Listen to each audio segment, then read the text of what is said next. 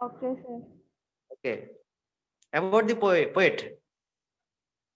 Longfellow, Henry Wadsworth, a great American poet born on 27th of February 1807 in Portland, Maine. So Longfellow Henry Wordsworth అన్న వ్యక్తి ఆయన ఒక great American poet born on 27th of February 1807 in Portland, Maine. ఆయన American poet అంటండి. ఆయన 1807లో ఫిబ్రవరి 27న పుట్టాడు. తర్వాత He was a commanding figure in the cultural life of 19th century America. He was a commanding figure. ఆయన 19th century cultural life of అమెరికాలో ఆయన చాలా popular figure అంటండి. అంటే పాపులర్ ఫిగర్ అంటే ఆయన అందరిని ఇన్స్పైర్ చేసేవాడు, అందరిని మోటివేట్ చేసేవాడు. ప్రతి దాన్ని కూడా చాలా ఎలాబొరేట్ గా ఆయన పోయిటరీ విషయంలో ఆయన చాలా క్లియర్ గా ఎక్స్ప్లెయిన్ చేసుకుంటూ వెళ్ళేవాడు. ఆయన ఎప్పుడు పుట్టాడు? 1807 ఫిబ్రవరి 27. ఎక్కడ పుట్టాడు? Portland, మైనీ in America. తర్వాత He became a national literary figure by the 1850s and a world famous personality by the time of his death in 1882. ఆయన 1882లో చనిపోయాడు. చనిపోయే టైంకి చాలా వరల్డ్ ఫేమస్ పాపులర్ ఫిగర్ అయ్యాడు. కానీ నేషనల్ లిటరరీ ఫిగరు 1850లోనే అయ్యాడంటండి. 1850లో లిటరరీ ఫిగర్ అయ్యాడు. చనిపోయే టైంకి ప్రపంచం మొత్తానికి అందరికీ తెలిసి వచ్చింది ఎవరు? లాంగ్ఫెలో హెన్రీ వర్డ్స్వర్త్ ఎవరంటే. తర్వాత He was a poet, educator, traveler, a linguist, and a romantic whose poetry was rooted in American life and history. ఈయన లాంగ్ఫెలో హెన్రీ వర్డ్స్వర్త్ అన్న ఆయనకి చాలా క్వాలిటీస్ ఉన్నాయి. ఫస్ట్ క్వాలిటీ ఏంటంటే ఈయన ఒక పెద్ద పోయెట్. తర్వాత లక్షణం ఏంటంటే ఈయన ఒక ఎడ్యుకేటర్ అంటే టీచర్ అండి. అలాగే ట్రావెలర్, ఆయనకి ట్రావెలింగ్ చేయడం అంటే చాలా ఇష్టం. అండ్ హీఈస్ ఎ లింగ్విస్ట్ అంటే అర్థము స్పెషలిస్ట్ ఇన్ 1 లాంగ్వేజ్. అదే గనక 2 లాంగ్వేజెస్ అయితే బైలింగ్విస్ట్ అంటాము. 2 కన్నా ఎక్కువైతే పాలీగ్లాట్ అంటాము. అక్కడ రాసుకోండి, లింగ్విస్ట్ అంటే సింగిల్ లాంగ్వేజ్ అని రాసుకోండి టెక్స్ట్ బుక్ లో. Okay sir. And a romantic whose poetry was rooted in American life and history. ఆయన పోయిటరీ అంతా కూడా అమెరికన్ లైఫ్, అమెరికన్ హిస్టరీ చుట్టూరే తిరుగుతూనే మాట్లాడేది. అంటే ప్రతి దాన్ని కూడా American literature, American life style గురించి మాట్లాడుతుంది ఆయన పోయమ్స్ అన్ని కూడా. తర్వాత చదువుతల్లి. He is said to be the first American poet who didn't try to be just like the British poets. So he is said to be the first American poet who didn't try to be just like a British poets. అప్పటి వరకు ఉన్న British poets ఏం చేసేవారంటే వాళ్ళు దేశాన్ని గురించి మాట్లాడేవారు, దేశం పాలిటిక్స్ గురించి మాట్లాడేవాడు. కానీ ఫస్ట్ టైం లాంగ్ఫెలో హెన్రీ వర్డ్స్వర్త్ ఏం చేశాడంటే బ్రిటిష్ పోయిట్స్ కి ఆపోజిట్ గా దానికి వాళ్ళకి వ్యతిరేకంగా రాయడం మొదలెట్టాడు. అంటే వాళ్ళది ఓన్లీ పోయిటరీ కోసం రాస్తే ఈయన పోయిటరీ కోసం కాకుండా చాలా టాపిక్స్ కవర్ చేసేవాడంట. చదువు తల్లి. Longfellow embraced the genre of the Renaissance ట్రాన్సెండెంటలిజం. చదవడానికి ఏమైంది? transcendentalism and wrote many lyric poems known for their music life. Transcend అంటే కామ్నెస్ అండి. ట్రాన్సెండ్ అంటే అర్థం ఏంటంటే కామ్, పీస్ఫుల్ అని అర్థం వస్తుంది. సో లాంగ్ఫెలో ఏం చేస్తాడంటే ఆయన రాసిన పోయమ్స్ అన్ని కూడా లిరికల్ గా, మ్యూజికల్ గా ఉంటాయి. అంటే పాడుకోవడానికి కూడా చాలా బ్యూటిఫుల్ గా ఉంటాయి. ప్లస్ ఆయన రాసిన పోయమ్స్ అన్ని కూడా చాలా పీస్ఫుల్ గా, కామ్ గా ఉంటాయి అంట. తర్వాత చదువుతల్లి. His famous poems include Paul Revere Wright, The Song of Hiawatha, and Evangeline. So ఆయన రాసిన కొన్ని పోయమ్స్ లో కొన్ని పేర్లు చెప్తున్నాడు, ఏంటో చూద్దాం. పాల్ రివర్స్ రైట్, అలాగే తర్వాత సాంగ్ ఆఫ్ హియావత్, అండ్ ఇంకోటి ఏంటమ్మా ఇవాంజలిన్ అనే పోయమ్స్ రాశాడు. సో లాంగ్ఫెలో హెన్రీ వర్డ్స్వర్త్ చాలా పాపులర్ ఫిగర్ అండి. ఆయన అమెరికన్ పోయెట్. ఆయన 19th centuryలో అమెరికాలో చాలా పాపులర్ అయ్యాడు. ఆయన రాసిన కొన్ని పోయమ్స్ ఏంటంటే Paul Revere's ride, the song of Hiawatha and Evangeline. ఆయన మిగతా బ్రిటిష్ పోయిట్స్ లా కాకుండా చాలా విభిన్నంగా అమెరికన్ పోయిట్స్ బ్రిటిష్ పోయిట్స్ కి వ్యత్యాసం చూపించగలిగాడు. ఆయన రాసినవన్నీ కూడా పీస్ఫుల్ గా కామ్ గా ఉంటాయి. ప్లస్ లిరికల్ పోయమ్స్ రాశాడు, ప్లస్ మ్యూజికల్ పోయమ్స్ రాశాడు. ఆయన ఓన్లీ పోయిటే కాకుండా ఎడ్యుకేటర్, ట్రావెలర్ అండ్ లింగ్విస్ట్. ఆయన్ని 1807లో పుట్టాడు. ఆయన 1882లో చనిపోయాడు. బట్ 1850లో ఆయన పోయట్రీ వల్ల ప్రపంచం అంతా చాలా ఫేమస్ అయ్యాడు. అబౌట్ ది పోయం అర్థమైంది? పోయిట్ అర్థమైందా అందరికీ? అర్థమైంది sir. Yes, sir. Good. Let us go to about the poem. Poem ఏం చదివితే చూద్దాం. The present poem is a simple metaphor where human life is compared to a building and we, the human beings, are the builders. So ఈ poem ఏం చేస్తుందంటే మనిషి యొక్క జీవితం గురించి, జీవితాన్ని దేనితోటి కంపేర్ చేస్తూ మాట్లాడతాడు? ఒక బిల్డింగ్ తోటి కంపేర్ చేస్తూ ఉంటాడు. బిల్డింగ్కి ఏమేం కావాలి చెప్పండి నాకు ఫస్ట్, లక్ష్మి. ఒక బిల్డింగ్ కట్టాలంటే ఏం కావాలి నీకు? Bricks, cement, సిమెంటు, ఇసుక, వర్కర్స్, ఇవన్నీ పక్కన పెడితే ఫస్ట్ బిల్డింగ్ కావాల్సింది ఫౌండేషన్ కావాలి. అవునా కదా? Yes sir. సో అలాంటి హ్యూమన్ యొక్క జీవితం, మనిషి యొక్క జీవితాన్ని ఒక బిల్డింగ్ తోటి కంపేర్ చేస్తూ మాట్లాడతాడు. And we the human beings are the builders. Building కి కావాల్సింది ఇందాక లక్ష్మి చెప్పింది, వర్కర్స్ కావాలని. ఆ వర్కర్స్ ఎవరంటే మనమే. అది ఎలాగన్నది కంపేర్ చేస్తూ మాట్లాడతాడు పోయంలో. చదువు తల్లి. The poem is about how we make every day, how we create our own future, building them out of every hour we live. So the poem is about how we make every day. So మీ యొక్క బతుకులు ఏంటి అంటే కనుక, ఆ బతుకుల్లో మీరు బతికిన ప్రతి రోజు, ప్రతి మినిట్, ప్రతి గంట అన్ని కౌంట్ చేసుకుంటే మీ యొక్క జీవితం తయారవుతుందంట. సో అలాగా ఒక మనిషి యొక్క ఫ్యూచర్ మన చేతుల్లో ఉంటుంది. మనం క్రియేట్ చేసుకున్న మనకి ఫ్యూచర్ అవుతుంది అన్నది మనకి లెసన్ లో చెప్తాడు. చదువు తల్లి. The premise as a whole is that each day is a block we lay down to build the characteristics of our life. The premise of the whole is that, చూడండి, the premise అంటే poet యొక్క basic సారాంశం, ముందు మాట ఏంటంటే is that each day is a block we lay down to build the character of our life. మనం life లో మన క్యారెక్టర్ని ఏంటి అంటే నువ్వు బ్రతికిన ప్రతి రోజు ఒక్కొక్క బ్రిక్ లాంటిది అంటండి. సో అలాంటి బ్రిక్స్ అన్ని కట్టుకుంటూ వెళ్తుంటే లాస్ట్ కి ఏమవుతుంది? ఒక క్యారెక్టర్ తయారవుతుంది. దాని గురించి మనకి లెసన్ లో మాట్లాడతాడు. తర్వాత తల్లి, What blocks we lay down is up to us because at the end of the day our life is based on the blocks we choose.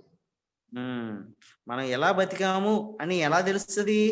నువ్వు బతికినంత కాలంలో ఎన్ని రోజులు ఎలా గడిపావు అన్నది ఎలాగా డిసైడ్ అవుతుందో, అలాగే నీ యొక్క క్యారెక్టర్ ఏంటి అని తెలియాలి అంటే గనక ఎలా బతికావు అన్నది ఇంపార్టెంట్. అది దాని గురించే మనకి చెప్తాడు. సో వాడు అంటున్నాడు చూడండి, what block we lay down is up to us because at the end of the day our life is based on the blocks we chose.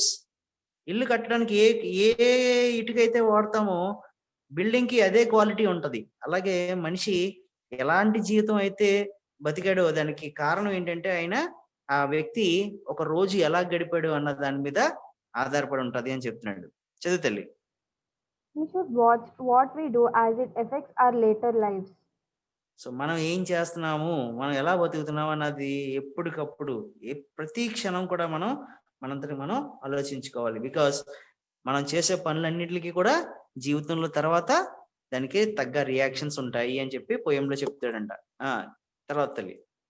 The poet advises on how to make each day mean something, describing each day as a building block. Poet ఏం చేస్తాడంటే మనకి కొన్ని advise ఇస్తాడు. ఎలాంటి advise ఇస్తాడు? Each డేని ఒక building black లాగా ఎలా తయారు చేసుకోవాలన్నది మనకి పోయట్ లో చెప్తాడు. తర్వాత, Once you place your block of yesterday, you have to move on and try to make tomorrow's block stronger. So ఒక్కసారి మనం గనక ఎస్టర్డేస్ బ్లాక్ మంచిది కాదు అని తెలిసినప్పుడు మనం ఏం చేయాలంటే రేపన్న రోజుని మనం చక్కగా మంచి స్ట్రాంగర్ బ్లాక్ తోటి వెళ్ళాలి అంతే తప్ప నిన్న ఏమైంది అన్న మాట మాత్రం దాంతో మాత్రం మనం కూర్చోవద్దు అంటాడు మనకి పోయిటరీ లెసన్ లో. You can make the structure the way you want. మనకి బిల్డింగ్ ఎలా కావాలి అన్నది మనం తయారు చేసుకుంటాము. ఇప్పుడు చూడండి, బిల్డింగ్ లో నాకు 4 బెడ్రూమ్లు కావాలి, 3 బెడ్రూమ్లు కావాలి అని మనం ఎలా డిసైడ్ చేసుకుంటామో, మన లైఫ్ లో మన క్యారెక్టర్ ని కూడా అలాగే డిసైడ్ చేసుకోవాలంటండి. తర్వాత However, a skyscraper isn't built overnight, nor our lives. So ఒక టాల్ బిల్డింగ్ లేదా మన యొక్క క్యారెక్టర్ ఒక్క రోజులో కడతామా? కట్టలేము. దానికి గ్రాడ్యువల్ గా రోజు చేసుకునే పని, రోజు చేసుకుంటే వెళ్తేనే ఒక పెద్ద స్కై స్క్రేపర్ కానీ లేదా ఒక క్యారెక్టర్ కానీ తయారవుతుంది. So character and buildings over night లో తయారవు అని చెప్తున్నాడు. It తర్వాత takes time, hard work, perseverance, commitment, honesty, and integrity to build a good and strong character.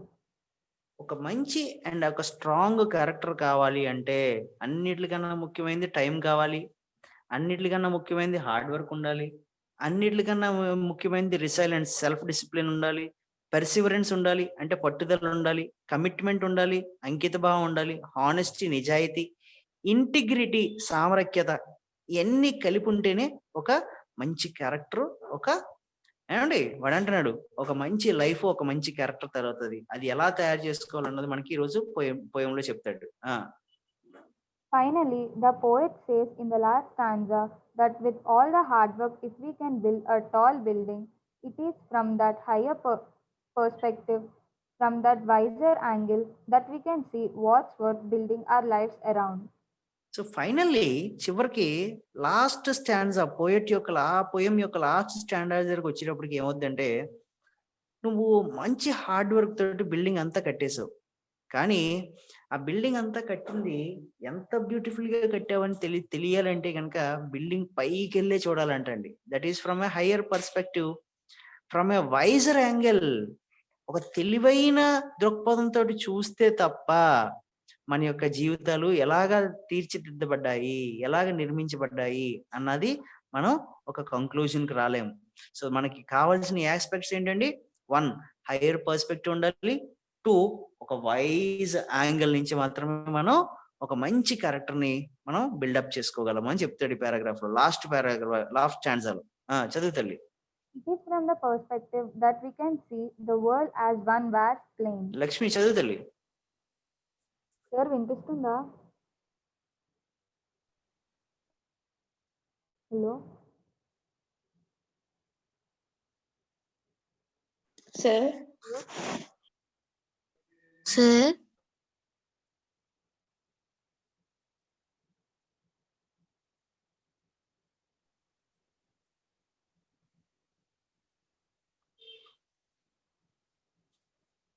Lakshmi sir చదువు తల్లి. చదువుతున్నా సార్. వినిపిస్తుందా? నా వాయిస్ కట్ అవుతుందా? ఇందాక కట్ అయిపోయింది సార్, ఇప్పుడు వినిపిస్తుంది. ఓకే, కంటిన్యూ చేయి తల్లి. It is from that perspective that we can see the world as one vast plain. So only from that it is from that perspective. ఏంటి దట్ పర్స్పెక్టివ్ ఏంటి? Wiser angle అయి ఉండాలి, plus higher perspective ఉండాలి. అప్పుడే మనకి ఏమవుతుందంట, the world as one vast plain, ప్రపంచం ఒక పెద్ద ప్లెయిన్ లా కనిపిస్తుంది. అప్పుడు మాత్రమే, లేని పక్షాన దగ్గర నుంచి చూస్తే చాలా కన్ఫ్యూజన్ గా అనిపిస్తుంది. తర్వాత చదువు తల్లి.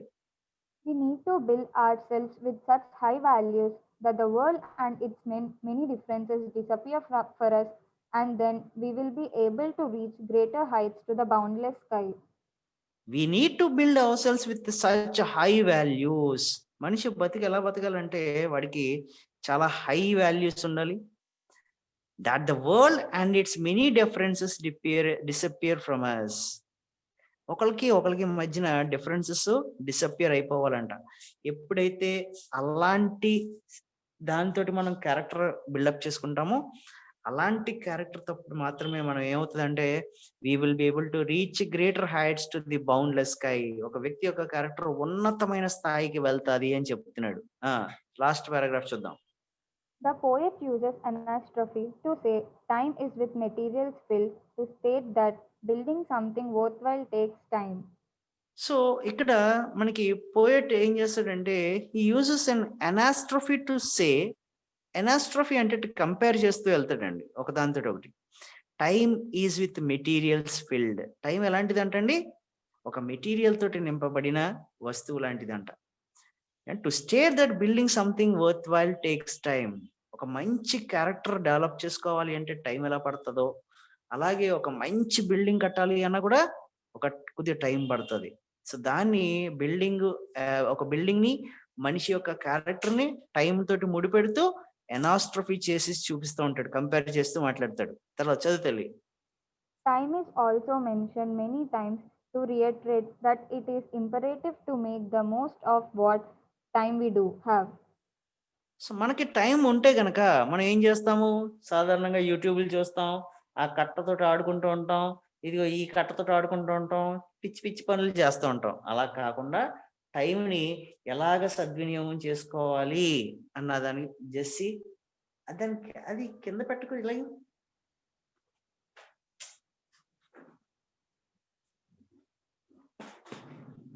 చదువుతాడు. సో టైంని సద్వినియోగం ఎలా చేసుకోవాలి అన్నది మనకి చెప్తాడంట. తర్వాత is so musical with 7 syllables in each line. So the poem is so musical, చాలా మ్యూజికల్ గా కనిపిస్తూ ఉంటదంట. ప్రతి దానికి ఒక 7 లైన్స్ ఉంటాయంట. ఏమండి, 7 syllables ఇన్ ఈచ్ లైన్. ప్రతి లైన్ లో కూడా 7 syllables ఉంటాయంట. తర్వాత The last word of first line rhymes with the one in the third line, and the last word of the second line rhymes with the one in the fourth line in each stanza. అది ఏంటి అన్నది మనం poem చదివినప్పుడు చూద్దామండి. ఏ word దేంతో rhyme అవుతుంది, ఏ word దేంతో rhyme అవుతుంది అన్నది మనం పోయం చదువుకున్నప్పుడు చూసుకుందాం. సో నిఖిల్,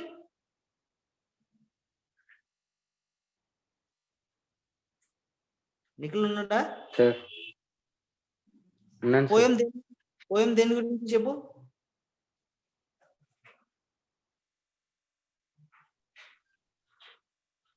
క్యారెక్టర్ బిల్డ్ చేసుకున్న దాని గురించి. దేంతో కంపేర్ చేస్తూ మాట్లాడతాడు?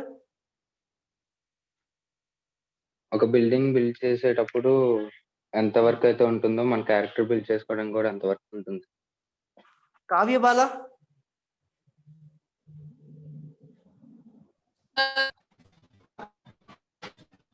పోయం దేని గురించి అన్నది అర్థమైందమ్మా? ఓకే, పోయం వెళ్దామా? ఎస్.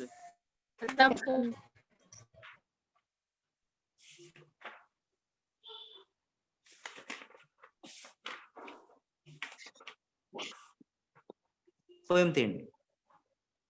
Yes, sir.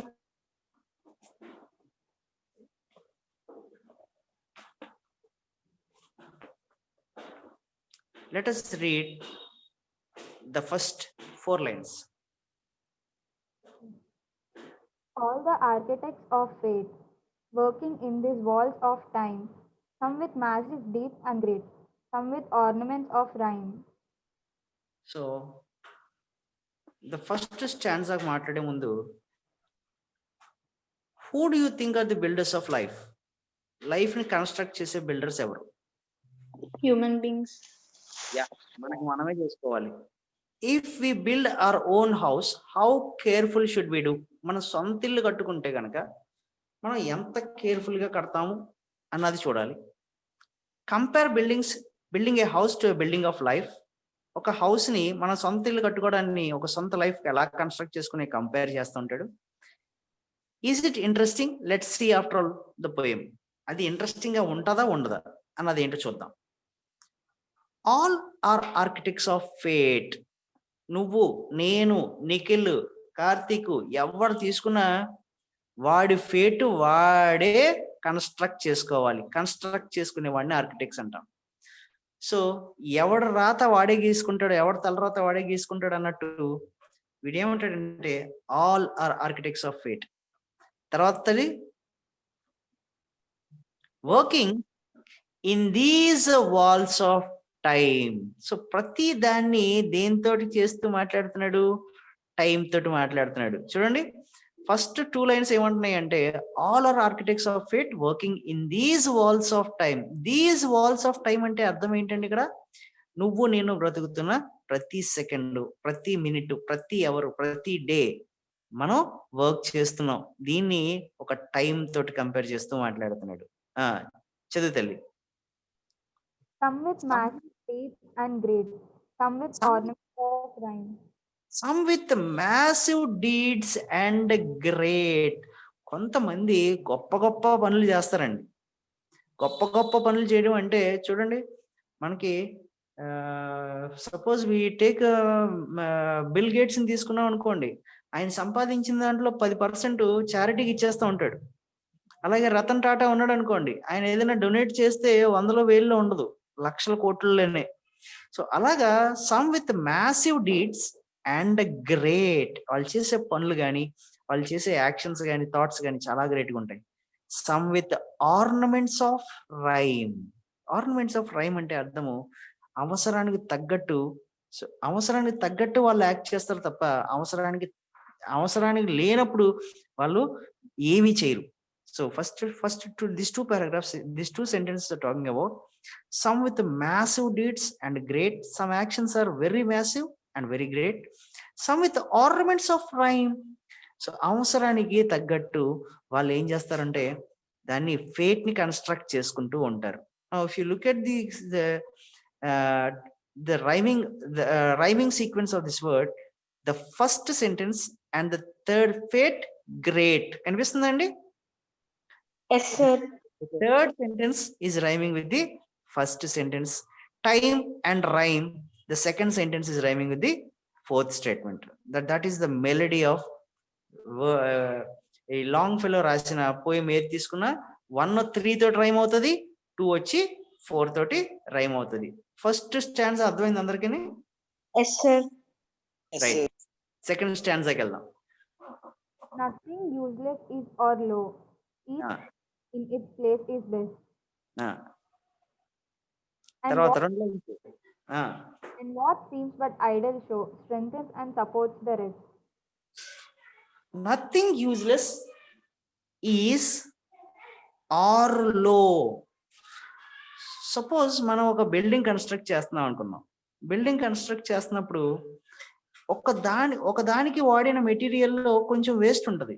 ఆ వేస్ట్ ని మనం ఇంకో దానికి వాడతాం. సో ప్రతి దాన్ని మనం ఏం చేస్తామంటే ఏదో ఒక దానిగా యూజ్ చేస్తూ ఉంటాం. So nothing useless is or low. ఏది కూడా మనం చేసే పని ప్రతిదాన్ని కూడా చిన్నదా యూజ్లెస్ అని చూడద్దు అన్నాడు. Each thing in its place is best. మనం క్యారెక్టర్ బిల్డప్ చేసుకునేటప్పుడు అండి, ఒకేసారి we cannot create our own huge character. That character should be done day by day, second by second, hour by hour. So each thing in its place is best. నీకు ఏ టైంకి ఏది మంచిది అనిపిస్తే అది చేస్తే అది బెస్ట్ కింద కన్సిడర్ చేస్తాం. దాన్ని ఈచ్ థింగ్ అంటున్నాడు. సో మనం కన్స్ట్రక్ట్ చేసుకునేటప్పుడు, బిల్డింగ్ కన్స్ట్రక్ట్ చేసుకునేటప్పుడు మనం యూజ్లెస్ అని ఒకదానికి యూజ్లెస్ అని తీసి పడేసి ఇది ఇంకొక చోట యూజ్ అవ్వచ్చు. అలాగా వాడేమన్నాడంటే each thing in its place is best. ఏ ప్లేస్ లో ఏది పెడితే, ఇప్పుడు చూడండి ఒక గోడ కన్స్ట్రక్ట్ చేస్తున్నాం. గోడ కన్స్ట్రక్ట్ చేసినప్పుడు నీకు ఇక్కడ ఒక చిన్న ఇటుక కావాల్సి వచ్చింది. చిన్న ఇటుక కావాల్సి వచ్చినప్పుడు ఏం చేస్తాం మనం? ఆ ఇటుకని బ్రేక్ చేస్తాం. ఇటుకని బ్రేక్ చేస్తామా లేదా? ఎస్, బ్రేక్ చేస్తాం. బ్రేక్ చేసినంత మాత్రాన అది ఈ ఇటుక యూజ్లెస్ అయిపోతుందండి? దీన్ని ఈ ప్లేస్ లోకి పెడితేనే that is considered as the best brick of the wall. So అలాగా నథింగ్ యూజ్లెస్ ఈజ్ ఆర్ లో, each thing in its place is best. ఏది నీకు ఫర్ ఎగ్జాంపుల్ ఒక సిచ్యుయేషన్ లో నువ్వు ఇక్కడ ఉంటే బెస్ట్ అని దేవుడు నిర్ణయించినప్పుడు నువ్వు అక్కడ ఉంటేనే బెస్ట్. అక్కడ కాకుండా ఇంకో చోట ఉంటే you are not considered as the best. So దేవుడు నీకు ఒక పని కోసం నిన్ను ఒక చోట పెట్టాడు అంటే గనక you need to take it as the best place, because every best thing will be in it's best place according to time, according to the author. And what seems but idle show strengthens and supports the rest. కొన్ని సందర్భాల్లో మనం చూడండి, ఒక వ్యక్తి ఉంటాడు. ఆ వ్యక్తిని మనం ఏమనుకుంటామంటే సమాజంలో వాడి వల్ల ఉపయోగం ఏమీ లేదు అనుకుంటాం. బట్ అసలైన టైం వచ్చినప్పుడు అదే వ్యక్తి సమాజానికి ఒక పిల్లర్ లాగా నుంచి ఉంటాడు. Just like see this. మనం ఈ ఇటుకని తీసేసి పక్కన పెట్టామనుకుందాం, ఈ చిన్న ఇటుకి ఏమి ఉండదండి, యూజ్ ఉండదు. It is considered as idle. ఒక కంప్లీట్ బ్రిక్ ఉంటే కనుక దాన్ని ఓకే ఫుల్ బ్రిక్ కింద చూస్తాము. బట్ సగం ఉండేటప్పటికి దాన్ని ఏమంటాము, అరే ఇది ఈ ఇటుక పని చేయదు అనిపిస్తుంది. బట్ నీకు ఏదైతే ఐడియల్ గా కనిపిస్తుందో, what seems but ideal show strengthens and supports the rest. Complete wall అంతటికి స్ట్రెంగ్త్ ఇవ్వాలి అంటే ఆ చిన్న పగిలిపోయిన ఇటుక ముక్కే కంప్లీట్ గోడ అంతటికి స్ట్రెంగ్త్ ఇస్తుంది. సో ఈ పారాగ్రాఫ్ గురించి చూడండి, మళ్ళీ ఒకసారి చెప్తాను. నథింగ్ యూజ్లెస్ ఈజ్ ఆర్ లో. కనిపించేది ఏది యూజ్లెస్ కాదు, లో కాదు. Each thing in its place is best. ఏది ఏ ప్లేస్ లో ఉంటే బెస్టో అది ఆ ప్లేస్ లోకే ఫిట్ అవుతుంది.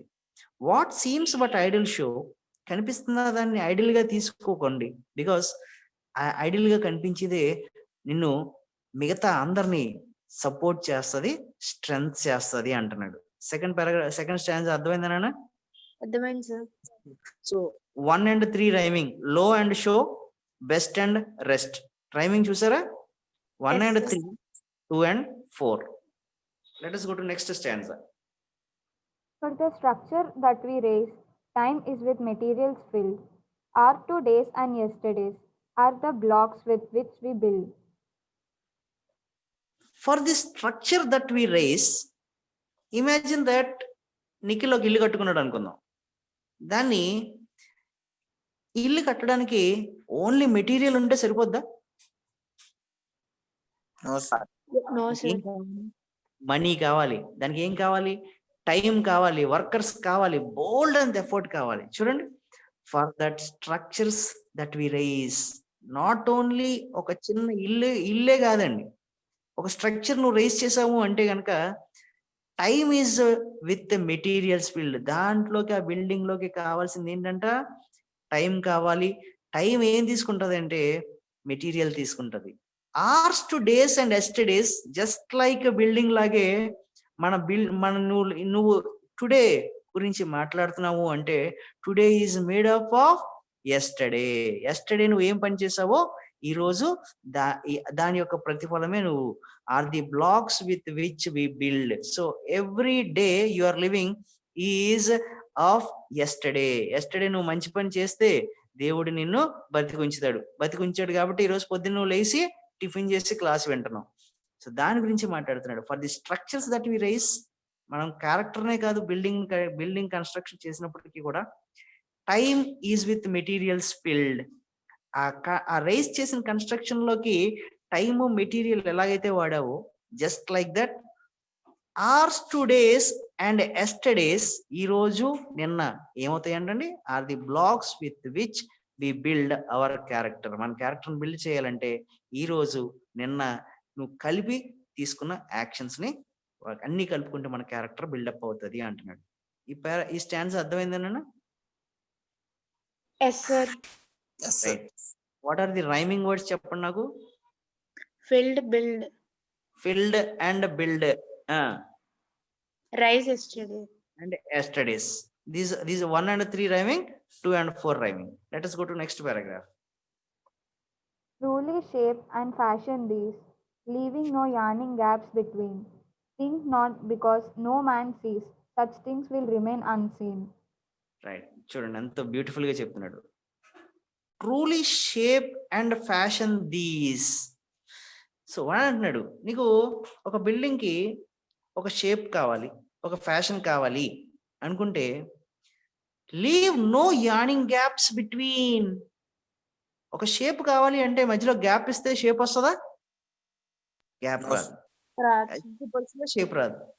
సో దీన్ని దేని గురించి మాట్లాడుతున్నాడు? కన్స్ట్రక్షన్స్ గురించి, బిల్డింగ్స్ రైజ్ చేసిన స్ట్రక్చర్స్ గురించి మాట్లాడుతున్నాడు.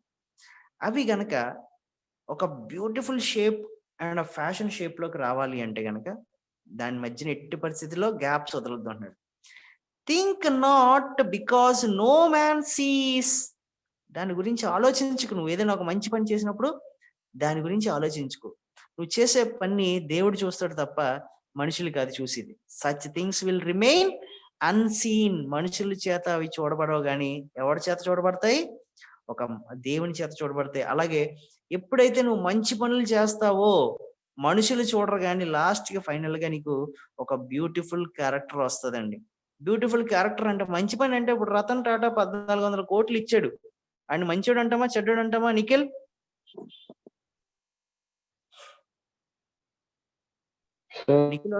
నిఖిల్ ఉన్నాడా?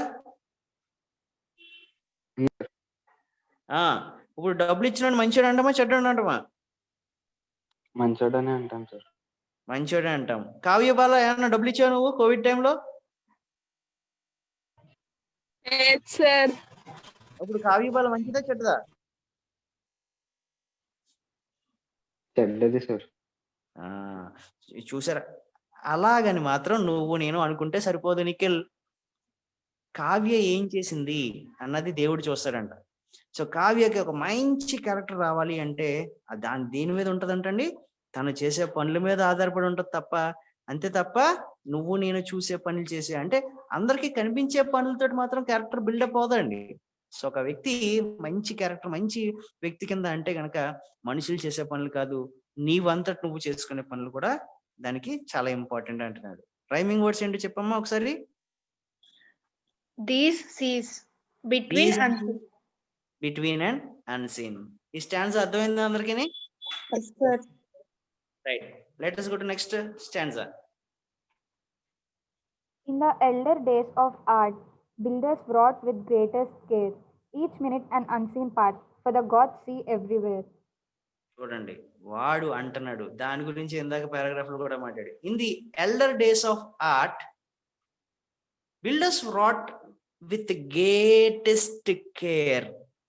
ఇప్పుడు ఈజిప్ట్ లో పిరమిడ్స్ తీసుకుందాం. నిత్య తెలుసా పిరమిడ్స్?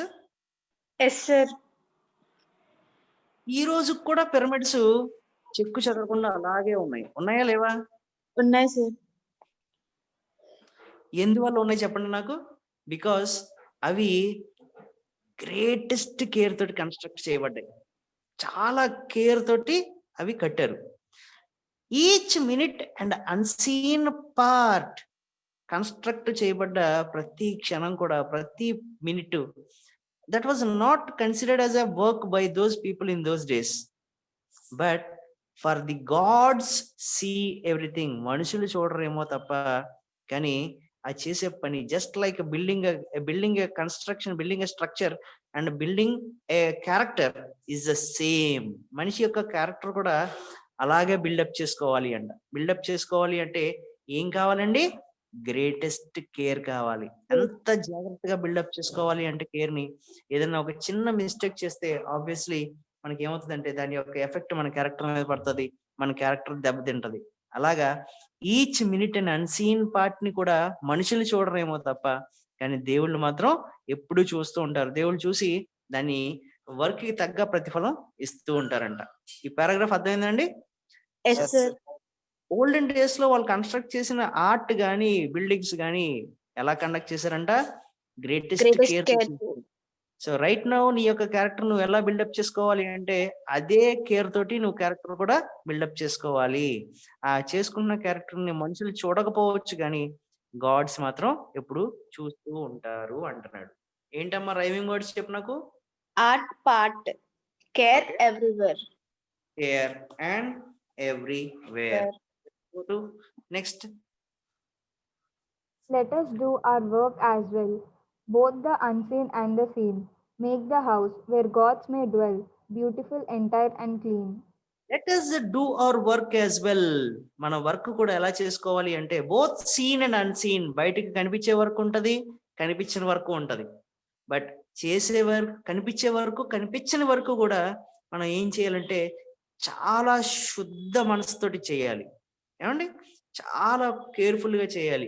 ఎందుకంటే make the house where gods may dwell, beautiful, entire and clean. మన ఇంట్లో పూజ గది ఉంటది. పూజ గదిని ఎంత క్లీన్ గా పెట్టుకుంటాం? పూజ గదిలో తీసుకెళ్లి చెత్త వేస్తామా? నిత్య వేస్తావా? ఎట్టి పరిస్థితుల్లో వేయం. అలాగే వేయము. మనిషి యొక్క క్యారెక్టర్ కూడా అలాగే ఉండాలంట. సో మనిషిలో యొక్క క్యారెక్టర్ లో ఏదైనా చెడ్డ ఉంది అనుకుందాం, ఆ చెడ్డను తీసి బయటపడేసి మనిషి యొక్క క్యారెక్టర్ ఎలా ఉండాలండి? బ్యూటిఫుల్ గా ఉండాలి, ఎంటైర్ అండ్ క్లీన్ గా ఉండాలి. పారాగ్రాఫ్ అర్థమైంది అందరికీ? Yes, sir. Yes. Let us see the rhyming words. ఏంటి ఇక్కడ? Well, dwell, seen, clean.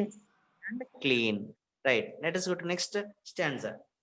Else our lives are incomplete, standing in these walls of time, broken stairways where the feet stumble as they seek to climb. ఇది లేని పక్షాన else our lives are incomplete. మన యొక్క lives ఏమవుతాయంట? They are incomplete.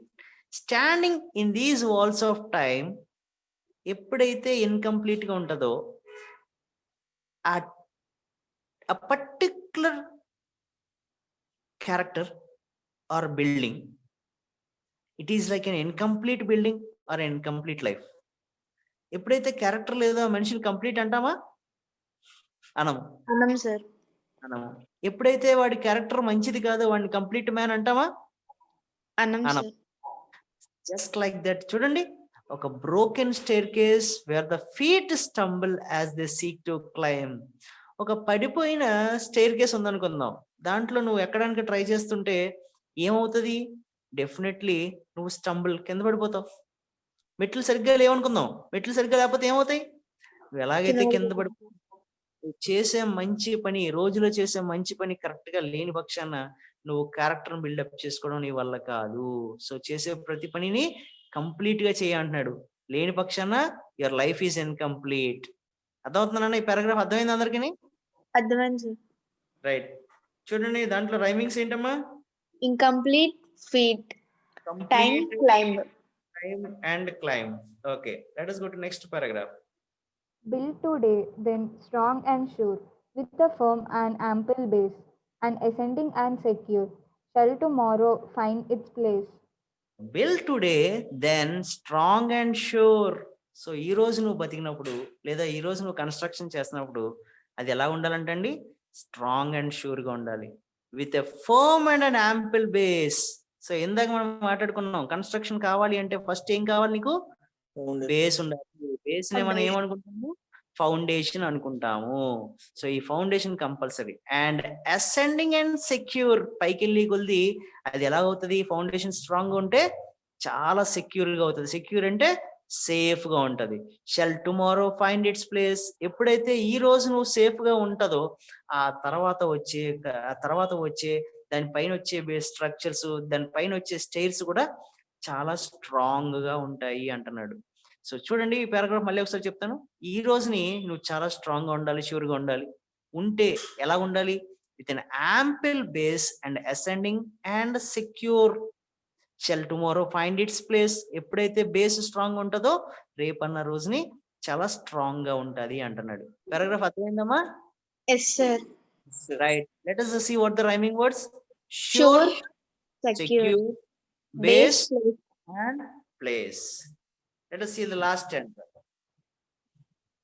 Thus alone can we attain to those turrets where the eye sees the world as one vast plain and one boundless reach of sky. The last stanza లో మనకి about the poem లో మాట్లాడుకున్నప్పుడు last stanza లో ఒక మాట చెప్తున్నాను అన్నాడు. ఏమంటే టర్రెట్ అంటే అర్థం చూడండి, బిల్డింగ్ లో టాప్ మోస్ట్ పార్ట్ ని టర్రెట్ అంటాము. ఇంకొకటి ఏంటంటే టర్రెట్ అంటే అర్థము పైన ఉన్న ప్లేస్ లో చూడండి, పెద్ద పెద్ద చర్చెస్ లోని గంటలు కట్టేవారు. ఇక్కడ ఉంటారు చర్చ్ పైన బెల్, చర్చ్ బెల్ ఉంటది, చర్చ్ బెల్ రింగ్ చేస్తూ ఉంటారు. దాన్ని ఇంగ్లీష్ లో టర్రెట్ అంటాం. నువ్వు ఒక బిల్డింగ్ యొక్క బ్యూటీ చూడాలి అంటే కనుక ఇంత పైకెక్కి చూస్తేనే తప్ప నీకు ఇక్కడ నుంచి కింద బ్యూటీ కనిపించదు. ఎప్పుడైతే ఇంత పైకెక్కి చూస్తావో then the complete life will can see as a plain కింద కనిపిస్తుంది నీకు. అదే అంటున్నాడు ఇక్కడ. thus alone can we attain to those turrets. ఎప్పుడైతే నీకు బేస్ సెక్యూర్ గా ఉంటుందో, ఎప్పుడైతే నువ్వు కంప్లీట్ గా చేస్తావో, ఎప్పుడైతే నువ్వు వర్క్ క్లీన్ గా చేస్తావో అప్పుడు మాత్రమే నువ్వు హైయెస్ట్ ప్లేస్ కి వెళ్ళి చూడగలుగుతావు. Where the eye sees the world as one vast plain. ఎప్పుడైతే నువ్వు ప్లెయిన్ గా చూడడం మొదలెడతావో ఏమవుతుందంటే మనుషుల మధ్యన డిఫరెన్సెస్ కనిపించవు, అందరూ సమానంగా కనిపిస్తారు, పేద గొప్ప అన్న తేడా కనిపించదు. And one boundless reach of the sky. ఎప్పుడైతే నువ్వు ఆ వ్యత్యాసం లేని పక్షాన్ని లేనట్టు ఉన్నావో ఆ రోజున ఏమవుతుందంటే your character will reach the sky. ఆ రోజుని ఒక బిల్డింగ్ అతి టాప్ ప్లేస్ కి ఎలా రీచ్ అవుతుందో అలాగా నీ క్యారెక్టర్ కూడా టాప్ మోస్ట్ పార్ట్ కి రీచ్ అవుతుంది అన్నాడు. ఈ పై స్టాండ్స్ అర్థమైంది నన్ను అందరికి? Yes sir. Right. What are the rhyming words ఏంటమ్మా? Attain, plain, eye, sky. Right. Tomorrow's class మీరు ఏం చేస్తారంటే, నాకు Nikhil sir and tomorrow class నేను కంప్లీట్ బాయ్స్ అందరినీ can I remove from the meeting? లేదు సార్, రాశారు సార్. వై అని అడుగు, నన్ను వై అని అడుగు. Why sir? నీకు ఏమని చెప్పాను నేను? నోట్స్ రాయకపోతే చెప్పమన్నారు సార్. నేను ఇప్పుడు ఇంకో విషయం చెప్తున్నాను. నువ్వు గనక నాకు నోట్స్ రాసావో లేదన్నది చూపించకపోతే మాత్రం టుమారో సెకండ్ ఇయర్స్ కి క్లాస్ లేదు. That is for girls also. am I clear? Yes sir. నేను గర్ల్స్ కి బాయ్స్ కి కలిపి చెప్తున్నాను. మీరు నోట్స్ కంప్లీట్ చేయని పక్షాన నాకు the notes should include this lesson also. ఏ lesson? The builders also. Okay sir. నాన్న గర్ల్స్ మీరు ఉండండి, ఎలా ఉండండి, మీరు మాట్లాడద్దు. నేను నిఖిల్ తోటి మాట్లాడుతున్నాను. Nikhil, am I clear? Yes sir. మీరు చేసిన వర్క్ కనుక నాకు రేపు చూపించిన పక్షాన సెకండ్ ఇయర్ కి మొత్తం English class will be cancelled without any intimation. నేను గ్రూప్ లో కూడా ఇంటిమేషన్ పెట్టను. నేను మొత్తం క్లాస్ తీసుకోను అంతే. నేను లాగిన్ అవుతాను, లాగిన్ అయ్యి లాగౌట్ అయిపోతాను నేను. Right, that will be the end of the class. Will meet in tomorrow's class. Bye. Okay bye sir.